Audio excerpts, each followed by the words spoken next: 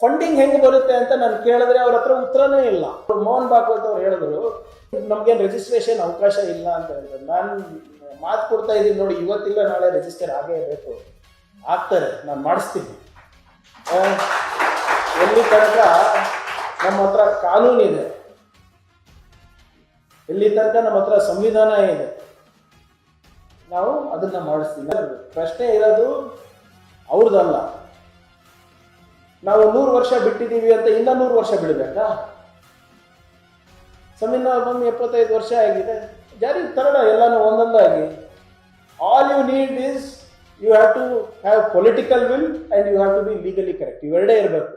ಇವೆರಡೇ ಇದ್ರೆ ಇಂಥ ಕೋಮುವಾದಿ ಸಂಘಟನೆಗಳಿರ್ಬೋದು, ಯಾವುದೇ ಇರ್ಬೋದು, ಅದು RSS ಇರ್ಬೋದು, SDPI ಇರ್ಬೋದು, ಬೇರೆ ಯಾವ್ದಾನ ಇರ್ಬೋದು, ನಾವು ಬಗ್ಸ್ಲಿಕ್ಕೆ ಸಾಧ್ಯ ಆಗುತ್ತೆ. All you have to do is you have to be constitutionally correct and you have to be legally correct and more importantly ನಿಮಗೆ ರಾಜಕೀಯ ಇಚ್ಛಾಶಕ್ತಿ ಇರಬೇಕು.